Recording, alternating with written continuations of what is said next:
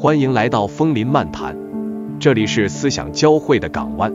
如果您对我们的内容感兴趣，请不吝点击订阅按钮，加入我们的探索之旅。1917年，俄国10月革命后，列宁领导的苏联共产党2次发表宣言，说要废除沙俄与中国签订的一切不平等条约，放弃沙俄从中国攫取的一切利益。这个期间也没有兑现的空头支票，在当时令许多中国人，包括孙中山、李大钊、陈独秀、毛泽东以及许多知识分子对苏联心生好感。10月革命一声炮响，给中国送来马列主义。苏共开始向外大量输出革命，与正苦于革命无法成功，病重乱投医的孙中山一拍即合。孙中山制定了联俄、容共、扶助农工这一饮鸩止渴的方针。知识界的李大钊和陈独秀等人发出走俄国的路的呼声。一些从苏俄旅行归来的左派人物写了不少赞美苏俄的文章，发表于中国报刊，蒙蔽了一大批缺少独立思考能力而幻想乌托邦的人。然而，却有2个中国青年，他们在亲自游历苏俄之后，对苏共的看法发生了根本的变化。这2个青年，一个是36岁的军人蒋介石，另一个是28岁的诗人徐志摩。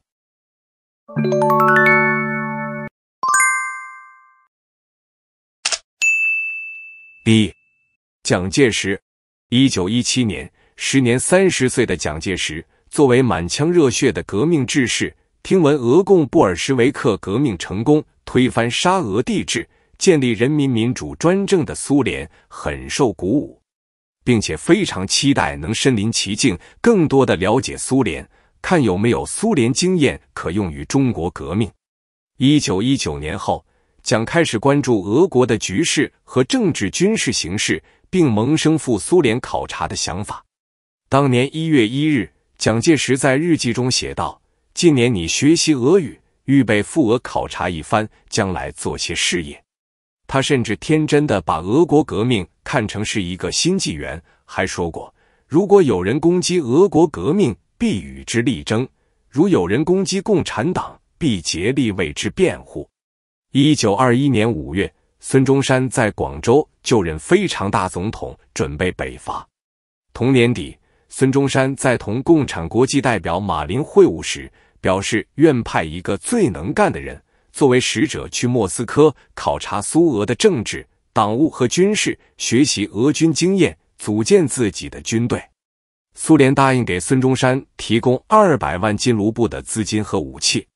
1923年3月1日，广州革命政府重建之后，孙中山制定了联俄、容共、扶助农工的方针，允许共产党员以个人名义加入国民党。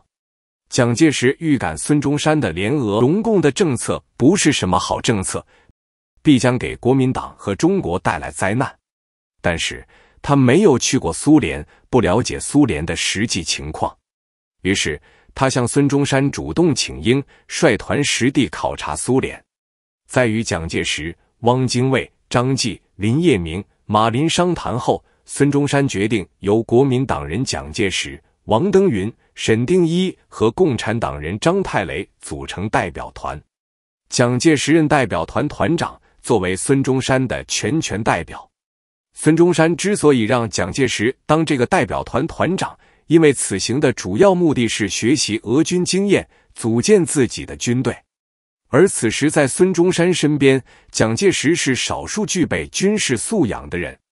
蒋介石在日本学过军事学，受过专业训练。此外，蒋介石曾做过一件非常符合孙中山心意的事，那就是在辛亥革命后暗杀光复会领袖陶成章，显示蒋介石是个有勇有谋之才。张太雷进团是苏联代表马林提议的。1923年8月16日，蒋介石一行在上海码头乘日本轮船神田丸号踏上赴苏的旅程，19日到大连市换乘火车，25日至满洲里边界，换车后进入苏联境内，经过9天的颠簸，于1923年9月2日抵达莫斯科。在苏联的近3个月时间里，蒋介石先后与军事人民委员托洛茨基、外交人民委员齐采林、苏维埃主席团主席加里宁等会谈，还听取苏共政治局秘书罗素达克介绍俄国的革命经验及建党情况。罗素达克把苏联革命成功的主要经验总结为3点：一、以反剥削为名煽动了工人；二、以土地改革为名发动了农民；三、实行民族自治，建立共和国联邦。苏联方面安排蒋介石一行访问了莫斯科、圣彼得堡的党政军机关、学校、发电厂、电灯泡制造厂、农场、博物馆等地，参加了全苏苏维埃代表大会，了解苏联红军编制。11月25日，代表团应邀出席了共产国际的会议，见到了季诺维也夫和曾到中国筹建共产党的维京斯基。这是蒋介石与维京斯基的第5次见面。维京斯基曾试图劝说蒋介石加入中国共产党，但遭到了蒋介石的断然拒绝。列宁因脑溢血发作住院治疗，未能接见蒋介石一行。原计划考察苏联6个月，但考察中陆续发现的问题，让蒋介石越来越不喜欢苏联，甚至非常厌恶苏联的政治制度。于是他决定提前结束访问，于11月29日率团启程回国，12月15日晨抵达上海。导致考察提前结束的另一个原因是，在旅途过程中，共产党人张太雷与蒋介石常发生争执，意见分歧很大，连苏联负责接待的人员都认定中国代表团内部在打架。这也为后来蒋介石在黄埔军校排除共产党人和1927年大清党埋下种子。在访苏期间，蒋介石最关心和最感兴趣的就是苏联的建军经验，他用相当多时间到苏联红军军事院校学习取经，参观军事设施。先后参观了苏军步兵第144团、步兵第2学校、军用化学学校、高级射击学校、海军大学等，并拜访了苏军教练总监。因为蒋介石认为，国民党要想打败各地军阀，统一中国，首先必须练就一支自己的军队。在访苏期间，蒋介石主动要求苏方派出一些军官到广东，帮助训练中国国民党军队。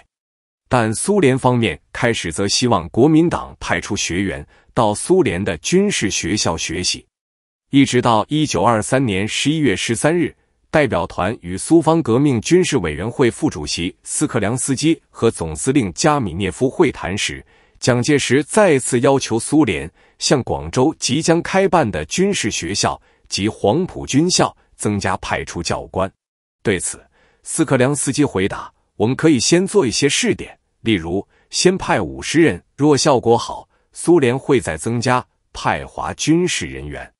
访苏期间，托洛茨基2次与蒋介石会谈，托洛茨基转述了列宁关于世界革命政策的指示，苏联对于世界上反对资本主义和帝国主义的国家，当尽所能在道义与物质上予以援助。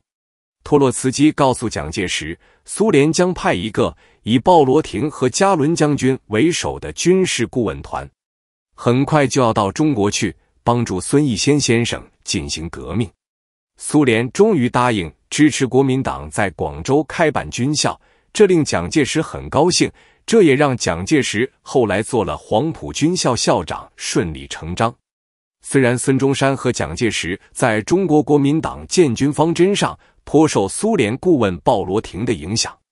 但他们2人都不喜欢鲍罗廷为人强势、作风专断的风格。后来蒋介石不满鲍罗廷的沙文主义和插手中国革命军事事务，而与其反目。蒋介石考察苏联之后，对苏联做出了较为全面细致的分析，认为苏联共产党领导的这个国家在政治上独裁，在文化上不尊重传统，且与中国文化格格不入。苏联行使霸权主义，并预见苏联是对中国的威胁，以及苏联终将败亡。蒋介石对苏联的分析和观点后来都有应验，可见蒋介石对外交和国际形势的远见卓识。蒋介石还发明苏联赤色帝国主义一词，可谓准确到位。通过这次实地考察，蒋介石对苏联的政治制度十分反感，甚至可以说是仇恨。蒋介石对苏联共产党内部斯大林和托洛茨基的权斗，以及用各种阶级斗争的形式排斥异己，反感至极。他表示对苏联政治大失所望。他回国后对孙中山说，苏联的政治制度乃是专制和恐怖的组织。俄国共产党政权如一旦臻于强固时，其帝俄沙皇时代的政治野心之复活并非不可能，则其对于我们中华民国和国民革命的后患将不堪设想。蒋介石更直截了当地说，俄党对中国的唯一方针乃在造成中国共产党为其正统，绝不信我国民党可与之始终合作，以互策成功者也。然而糊涂的孙中山认为蒋介石的意见未免顾虑过甚。观众朋友们，请点赞订阅风林漫谈，您的点赞能让 YouTube 把风林漫谈推荐给更多观众，感谢大家的支持。现在我们继续本期节目。蒋介石还强烈怀疑苏联援助中国革命的目的和诚实性，认为苏联并非中国真正朋友。蒋介石说，以他自己的观察，俄党殊无诚意可言，俄人之言只有3分可信。蒋介石在几个月后给廖仲恺的信中说，苏俄对中国之政策，在满、蒙、回、藏诸部，皆为其苏维埃之一，而对中国本部未使无染指之意。所谓国际主义与世界革命者，皆不外凯撒之帝国主义，不过改易名称，使人迷惑于其间而已。所谓俄与英、法、美、日者，以地观之，其利于本国而损害他国之心，则50步与100步之分耳。蒋介石说，在我未往苏联之前，乃是十分相信俄共对我们国民革命的援助是出于平等待我的至诚，而绝无私心恶意的。但是我一到苏俄考察的结果，使我的理想和信心完全消失。我断定了本党联俄容共的政策，虽可对抗西方殖民于一时，绝不能达到国家独立自由的目的。我更感觉苏俄所谓世界革命的策略与目的，比西方殖民地主义对于东方民族独立运动更危险。蒋介石认识到，苏联向中国输出革命的目的，就是要吞并中国北方领土，使中国苏维埃化。回国到了上海，蒋介石见到妻子陈洁如，对他说，绝不能相信任何一个共产党人。不能不说，蒋介石是个聪明人，对苏联共产党所谓的世界革命的认识非常准确到位。可惜此时的孙中山昏头昏脑，听不进蒋介石这些真知灼见。蒋介石在给廖仲恺的信中，对中共的本质也有一针见血的描述，称他们为俄奴。虽然他们口头时常骂其他中国人为美奴、英奴或日奴，原文是这样写的，其故在于中国人只崇拜外人，而抹杀本国人之人格，如中国共产党员之在俄者，但骂他人为美奴、英奴与日奴，而不知其本身已完全成为一俄奴矣。此外，蒋介石在访苏日记中对苏联的民族政策颇有意见。他说，苏俄是少数人种当国，排斥异己，我很替苏俄担忧。访问前后，蒋介石对苏联的看法发生180度的大转弯。这样的经历与罗素几乎一模一样。罗素是英国著名哲学家、数学家和逻辑学家。苏联10月革命后，罗素推崇过苏联。但是1920年，罗素随英国工党代表团访苏归来后，写了《布尔什维克主义的理论和实践》一书，从苏联的积极拥护者转变为苏联的坚定批评者。罗素认为，以布尔什维克式暴力和流血的方法实现社会主义和共产主义，人类付出的代价过于巨大，而且即使付出巨大代价，他所要达到的结果能否实现，依然是个未知数。就前者而言，他太残酷；就后者而言，它太虚幻。为了实现那个虚幻的乌托邦，采用惨烈的杀人手段，让人类付出惨重的代价，这是罗素害怕的。罗素虽然不满于人类的生存现状，但他拒绝流血。他致力于救度人类，但救度的办法应是渐进的、和平的。自1923年下半年访问苏联以后，蒋介石开始反感孙中山的联俄容共政策。蒋介石的主张与国民党内右翼人士如胡汉民、吴志辉、戴季陶、蔡元培、邹鲁、林森、居正、秦震、石青阳、石英、沈定一、叶楚仓、王昆仑、谢齿、张继等人不谋而合。但是当时蒋介石羽翼未满，权力有限，加之那时候孙中山尚健在，蒋介石为代表的国民党右翼人士尚拿那些以个人名义加入中国国民党的秘密共产党员没办法。1924年6月，国民党中央监察委员张继、谢齿、邓泽如等人提出弹劾共产党案，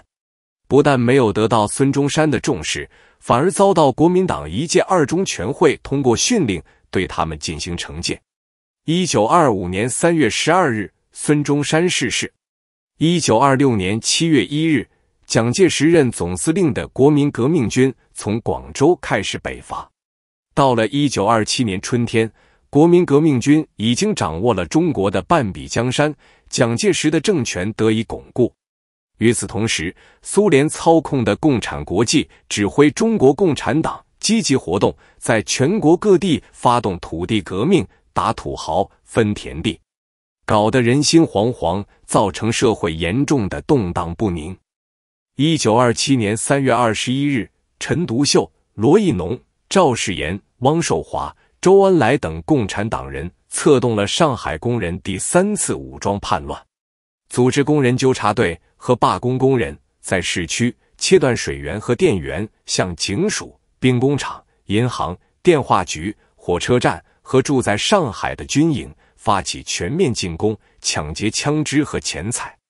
蔡元培、李烈钧等国民党元老指控共党破坏革命、危害国本之逆谋，指控中共无端杀害其所谓阶级敌人，并剥夺其合法财产。蒋介石认为，中国共产党人在中国国民党内部势力日益膨胀，党中有党，如不早日剪除，今后会更难控制。1927年4月12日，清党主力淞沪戒严司令白崇禧率北伐国军对上海工会武装缴械，枪决了其中300多中共武装暴徒，逮捕500余人，仅周恩来等少数头目因潜伏共谍事先通风报信而逃脱。史称412事件，中共则称之为412大屠杀。1927年4月16日，蒋介石的南京国民政府发布《国民政府通缉共产党首要令》。通缉令说，共产党窃据武汉，破坏国民革命之进行。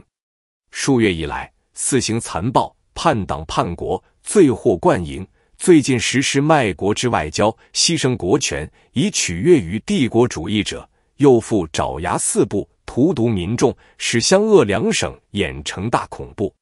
我先民固有之美德，数千年所事以立国者，亦皆败毁无余。纵其所为，或有甚于洪水猛兽，战念前途，不寒而栗。政府奉行先总理之遗教，是竭全力期三民主义之实现。唯欲建设独立平等之国家，必先扑灭一切反革命之势力。共产党图谋倾覆本党，密集招驻，中央监察委员会举发，并致训令国民革命军总司令蒋中正于最短期间极轻叛乱。查此次谋逆，实以鲍罗廷、陈独秀、徐谦、邓演达、吴玉章、林祖涵等为罪魁，以及各地共产党首要、次要危险分子，均应从严拿办。省国民革命总司令、各军长官、各省政府通令所属一体严缉，勿或归案重办。通缉令后面附了一份共197名需要捉拿归案的共党分子名单，其中包括鲍罗廷、陈独秀、谭平山、吴宇章、恽代英、毛泽东、邓颖超、罗亦农、邓中夏、林育南、李汉俊、罗章龙、李硕勋、李立三、刘少奇、张国焘、蔡和森、方志敏、彭树之、汪寿华、沈彦兵、瞿秋白、施存统、苏兆征、周恩来、彭湃、阮孝先、杨之华、萧楚女、赵世炎、刘清扬、郭沫若、孙炳文、顾顺章、王若飞、何宝珍、刘伯承、邓演达、柳亚子等等。其中部分共党分子被抓获后被处决，例如汪寿华处决于1927年4月11日，萧楚女被处决于1927年4月22日，陈独秀长子陈延年于1927年7月4日被处决，次子陈乔年于1928年6月6日被处决，赵世炎于1927年7月19日被处决，项景瑜于1928年2月28日被处决，罗亦农于1928年4月21日被处决。4.12事件是蒋介石为首的国民党对共产党的亮剑，标明国民党公开清除共产党的开始。从此，中共被迫转入地下活动。说到这里，可能有观众会产生疑问，既然蒋介石早在1923年就对苏联产生了质疑，为何他的长子蒋经国却选择去苏联留学？我们会做一期节目，详细说说蒋经国的经历，届时将为大家解答这个问题。现在，我们来聊聊另一位早就看穿共产邪恶本质的中国人——徐志摩。2. 徐志摩，在许多人眼里，徐志摩就是一个将三角恋爱演绎成绝美传奇的诗人，代表作是《再别康桥》，却不知道他是那个时代中一位深刻的思想家。蒋介石访问苏联后2年，即1925年，诗人徐志摩亲自游历苏联后，对苏共的看法也发生了根本的变化。蒋介石的访问由苏联高层负责接待和安排，不免看不到社会的底层。而徐志摩到苏联旅游纯属于私人性质的自由行，看到的是原汤原汁的底层社会。他把他在苏联的所见所闻写进《欧游漫录》一书和《晨报》副刊的相关文章中。在莫斯科，徐志摩看到的依然是贫穷和萧条。他写道：大街两旁古老的店铺大都倒闭，漂亮的店铺见不到了。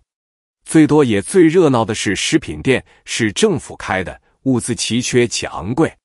俄罗斯人曾有的贵族气彻底不见了。街上走过一群群男人，却见不到一件白色的衬衣，更不用说礼服和鲜艳的领结了，衣服要寻一身勉强整洁的就少。我碰着一位大学教授，他的衬衣大概就是他的寝衣，他的外套像是一个赖毛黑狗皮桶，大概就是他的被窝，头发是一团茅草，再也看不出曾经爬梳过的痕迹。不但在月台上，连火车站内的饭馆里都有无数成年的男女，也不知做什么来的，全靠着我们吃饭处的木栏，斜着他们呆顿的不移动的眼，注视着你蒸汽的热汤，或是你肘子边长条的面包。他们的样子并不恶也不凶，可是晦腮而且阴沉。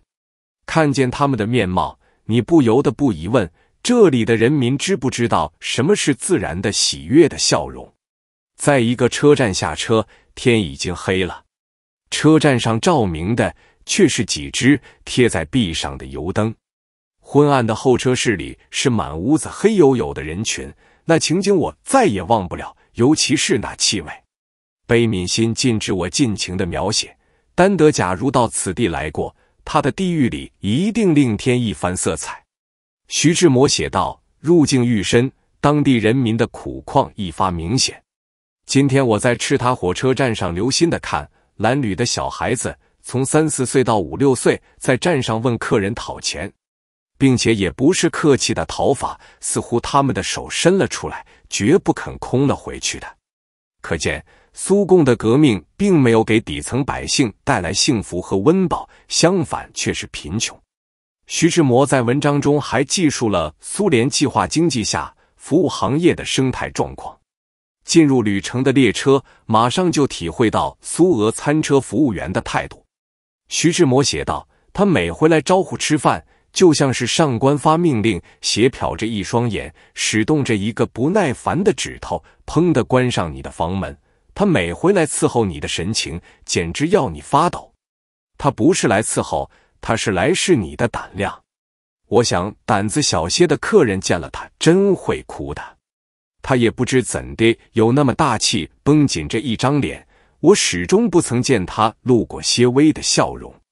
他的脸上笼罩着西伯利亚一冬的严霜。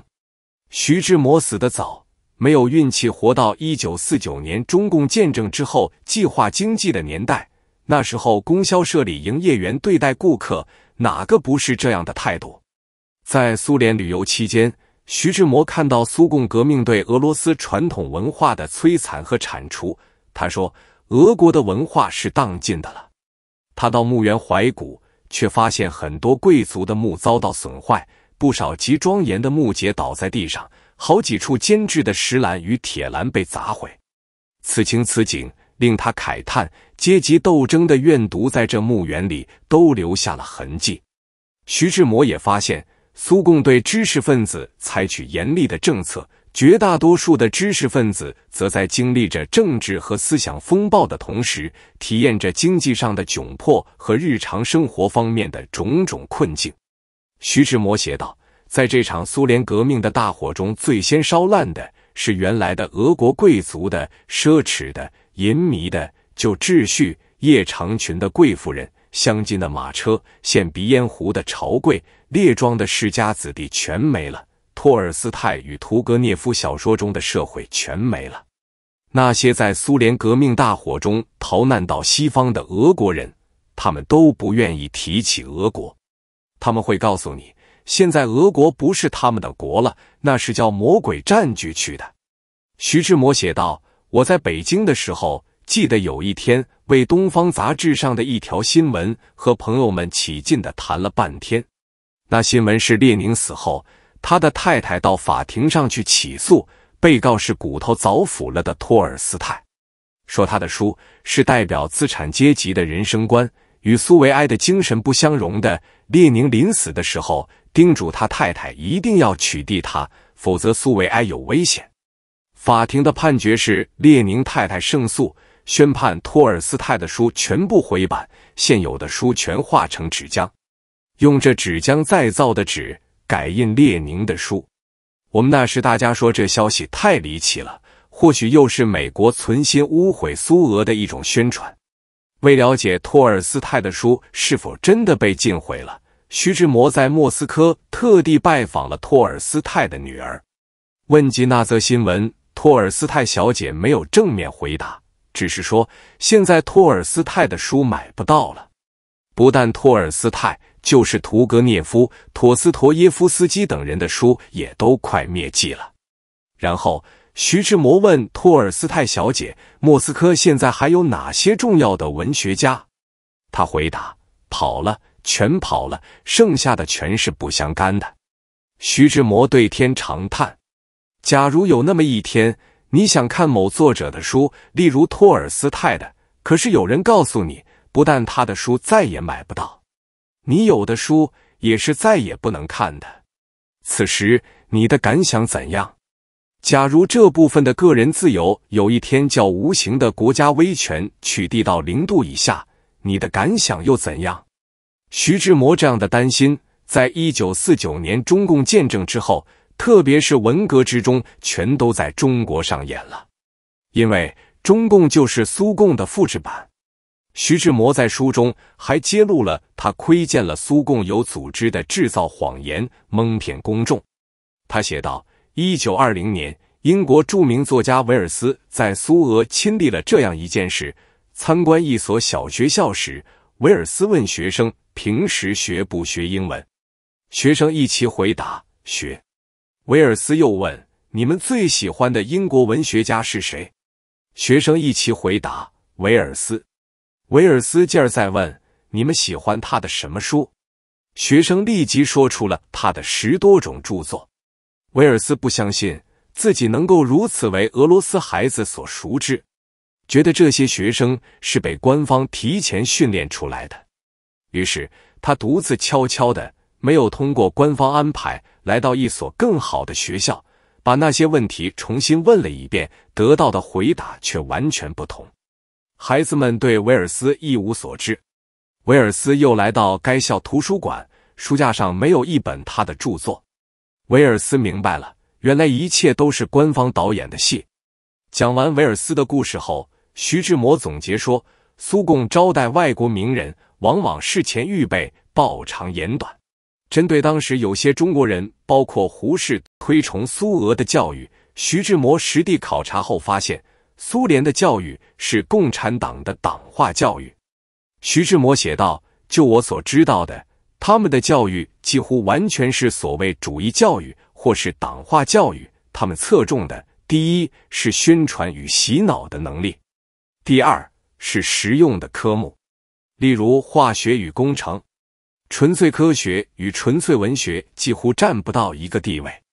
宗教是他们无条件排斥的，但他们却拿马克思与列宁来替代耶稣，拿《资本论》一类书来替代圣经，阶级斗争和唯物史观一类的观念来替代信仰。徐志摩认为，苏共的党化教育是中世纪政治的一个回光返照。有观察力的人，到过俄国的，都觉得俄国的新政治是一种新宗教。不论他们在事实上怎样的排斥宗教，他们的政治，包括目的与手段，不但是宗教性，而且是中世纪的教会性的。你没有任何选择的权利，你只能依，不能异。你的思想的自由不再是你的了。徐志摩于1925年对共产党的认识深度，即使放到被中共愚化教育70多年后的今天的中国，也是令人敬佩的。苏联之行的耳闻目睹，改变徐志摩对苏联政治制度和苏共的看法。1926年1月，徐志摩在编《晨报》副刊时，那个原先去法国勤工俭学，却因殴打中国诸法外交官员等违法乱纪活动被法国驱逐出境，回到中国的陈毅给《晨报》副刊投来一篇纪念列宁的稿件，想在《晨报》发表。这个陈毅就是1955年成为共军元帅、中华人民共和国第2位外交部长的那位陈毅。徐志摩给陈毅来个据稿，却发表了一篇自己写的列宁忌日谈革命的文章。徐志摩写道，列宁领导的俄国革命是人类史上最惨刻苦痛的一件事实。这个革命是出于一种阶级斗争的学说，它的目的是要抵达一种乌托邦式的人类大同。徐志摩认为列宁是一个心硬似铁的危险人物，我却不希望列宁主义在中国传播，因为我怕他。列宁生前成功的一个秘密是他特强的意志力，他是一个 fanatic 即狂热分子，他不承认他的思想有任何错误。铁不仅是他的手，而且是他的心。列宁是一个制警句、编口号的圣手，他的话里有魔力，这就是他的危险性。列宁及其追随者们相信天堂是有的，可以实现的，但在现实世界与天堂之间却隔着一座海，一个血污海，人类求得过这血海才能登彼岸，他们决定先实现那血海。聪明而又敏感的徐志摩已识破了苏共的邪恶。1925年秋天，作为《晨报》副刊主编的徐志摩发起了一场关于苏联是中国的朋友还是敌人的大讨论。徐志摩说，这个问题说狭一点是中俄邦交问题，说大一点是中国将来国运问题，包括国民生活，全部可能是变态的。徐志摩想通过这场讨论来打消青年学生中迷恋苏联以及共产党人吹嘘的那个人类美好的未来和人类的天堂——共产主义。在这场大讨论中，清华大学张奚若教授的文章《苏俄究竟是不是我们的朋友》可谓直抒胸臆。他写道，苏俄是敌而不是友。而且苏俄对中国的危害比其他帝国主义国家还要大，因为帝国主义的国家仅吸取我们的资财，桎梏我们的手足，苏俄竟然收买我们的良心，腐蚀我们的灵魂。帝国主义只想愚弄我们的官僚和军人，苏俄竟然愚弄我们的青年和学者。欧战后，帝国主义的国家还唱尊重我们土地主权的口头禅，苏联竟然毫无缘故地占据了我们的外蒙古。帝国主义的国家仅暗中帮助我们的吴佩孚、张作霖，苏俄竟明目张胆地在广东做我们的高级军官和外交官，以自私自利的本心，用强暴恶劣的手段，在这个毫无自卫力的国家里横行无忌，如入无人之境，还要说他不是我们的敌人。我倒要问问，不是敌人是什么？张奚若于1952年11月至1958年2月还出任过中华人民共和国教育部部长。在这场大讨论中，后来做到北京市人民政府常务副市长、全国人大常务委员会法制工作委员会副主任的张有余，用化名张向鼎致信徐志摩，说苏俄的党化教育是新教育。徐志摩连夜写信答复张向鼎，以对张向鼎来函的暗语及答复为题发表文章，刊登在1926年9月20日的《晨报》副刊上。徐志摩写道，苏俄的这种党化教育在中世纪的欧洲就出现过，那就是中世纪的教会专政。它不仅划定思想的出发点与方向，不容丝毫的含糊，并且干涉到非政治性的生活本体。在这种专政之下，人们的信仰是规定的，知识范围是圈定的，习惯种种也大都有一定模型。在思想上，不用说怀疑上帝或怀疑教会，就是有一点非正宗的见解，被看作异端，也要被活活烧死。这是历史上有名的不容忍时期，幸而生在自由已经争得几百年后的欧洲人，回望那黑暗时代的嶙峋贵幕，没有不打寒噤的。自从宗教改革和文艺复兴以来，人们才一步步获得了自由。可见徐志摩眼光的犀利，思想上的超前。面对复杂的国运，当时的中国知识界并非全都犯糊涂，至少还有徐志摩这样头脑没有发热的智者，他的洞见被后来的历史一一得以验证。共产党造成了几代人的苦难，迄今尚没有结束。1925年11月29日下午，数十位暴徒高举打倒晨报及舆论之毛贼的旗号，手持武器冲入北京宣武门大街的晨报馆，纵火焚烧，致使晨报房舍之大半夜城焦尽，造成轰动一时的火烧晨报馆事件。晨报馆的这把火该不该烧？在中国共产党总书记陈独秀那里，简单到一个字，该；简单到两个字，活该。陈独秀认为，自从晨报副刊开展苏联是中国之敌之友的讨论以来，报馆收到的稿件不可谓少，但发出来的十有八九都是反俄。主编徐志摩的解释是，拥俄的稿件大都是文不在理的空头议论，这样报社让两方面的声音不成比例，表明报社自己的倾向。这样的倾向，陈独秀当然不能容忍，因为在陈独秀等共产党人眼里，对待苏俄的态度是一个大是大非的问题，它表明你是进步还是反动。这个问题在陈独秀等共产党人那里当然不言而喻，但是徐志摩主编的晨报副刊居然还作为问题讨论下来，结果让反俄还占了上风。出版这种落后反动的报纸的报馆为什么不该烧？历史证明徐志摩做对了。2022年俄罗斯入侵乌克兰之后，在中国大陆谁要是公开挺乌克兰，谴责俄罗斯侵略邻国，小粉红们一样对其喊打喊杀。时间过了快100年了，历史如此惊人的相似，可悲可叹。3. 编者感言：上世纪20年代，苏联共产党直接影响中国政治和国共两党，也同时影响中国知识界。1921年，陈独秀成立的中国共产党，乃是苏联主导的第三国际的一个支部。1924年，孙中山召开国民党一大会上所确立的新三民主义，第一条就是联俄。当时，包括教育界和知识界对苏俄大都抱有一厢情愿的热情。鲁迅被毛泽东誉为思想深刻的人，可是鲁迅在上世纪20至30年代对苏俄令人咂舌的一边倒。胡适这个被视为20世纪中国自由主义的代表，对苏俄的态度在20年代也是那么一诿不绝。直到1941年7月8日，胡适在密西根大学演讲时，才第一次将苏联、纳粹和法西斯视为一丘之貉，认为其与民主自由的生活方式绝对不能并存。